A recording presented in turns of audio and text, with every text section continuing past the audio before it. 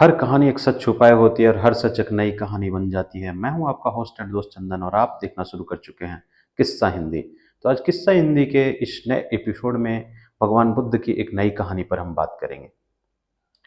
एक दिन भगवान बुद्ध ध्यान में बैठे हुए थे। एक शिष्य आता है और उनके सामने हाथ जोड़कर खड़ा हो जाता है। भगवान बुद्ध पूछते हैं, बोलो क्या हुआ? तो शिष्य ने बोला, प्रभु मैं इस देश को घूमना चाहता हूँ। तो भगवान ने बोला, इस देश में बहुत से लोग हैं, वे तुम्हें बुरा भला कहेंगे, फिर तुम क्या करोगे? तो शिष्य ने बोला, मैं उन्हें भला जान पड़ूंगा, मैं उन्हें भला ही जानूंगा, क्योंकि उन्होंने मुझ पर धूल नहीं फेंके, उन्होंने मुझे गालियां नहीं दी। तो भगवान ने बोला कि नहीं हो सकता है वो गालियां भी तुम्हें दे, वे तुम पर धूल भी फेंके। तो शिष्य ने बोला कि मैं उन्हें भी भला जानूंगा, क्योंकि फिर मैं सोचूंगा उन्होंने मुझे डंडे से नहीं मारे। तो भगवान बुद्ध तो उनकी परीक्षा लेना चाहते थे। तो भगवान बुद्ध बोले कि हो सकता है वो तुम्हें डंडे से भी मारे। तो वो बोला कि तब भी मैं उन्हें भला जानूंगा, फिर मैं सोचूंगा कि शायद उन्होंने मुझे हथियारों से नहीं मारे, डंडे से ही मार के छोड़ दिया।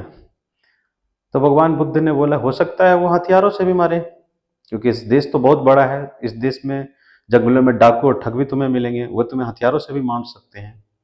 तो शिष्य ने बोला कि फिर भी मैं उन्हें भला सोचूंगा, क्योंकि मैं यही सोचूंगा कि उन्होंने मुझे जिंदा छोड़ दिया। तो भगवान बुद्ध ने बोला कि तुमने ये कैसे सोच लिया कि उन्होंने तुम्हें जिंदा ही छोड़ दिया? हो सकता है उन्होंने तुम्हें मार भी डाला हो। तो शिष्य ने बोला कि मैं उन्हें भी भला ही सोचूंगा, क्योंकि ये संसार जो है दुखों से भरा है। जितना ज्यादा समय तक इस संसार में जीऊंगा उतना दुख का सामना करना पड़ेगा, इसलिए मैं उन्हें भी भला जानूंगा। फिर भगवान बुद्ध प्रसन्न होते हैं और बोलते हैं कि तुम इस देश के भ्रमण करने के लिए तैयार हो, तुम इस देश का भ्रमण कर सकते हो। भगवान बुद्ध ने बोला कि सच्चा साधु वही है जो कभी किसी का बुरा ना सोचता हो, हमेशा सभी का भला सोचता हो, जो दूसरों को बुरा ना कहता हो, जो दूसरों की बुराइयों को नहीं देखता हो, जो सभी का भला सोचता है, वही परिव्राजक होने योग्य है।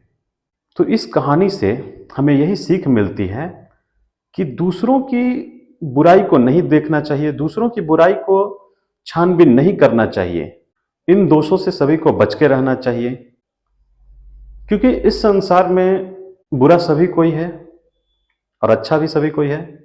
तो इस पंक्ति के साथ मैं इस कहानी को अंत करता हूं और फिर मिलेंगे एक नई कहानी के साथ। और इस तरह की कहानियों को सुनने के लिए आप हमारे चैनल से जुड़ें, चैनल को सब्सक्राइब करें और कमेंट करके बताएं कि आपको कहानी कैसा लगा। धन्यवाद।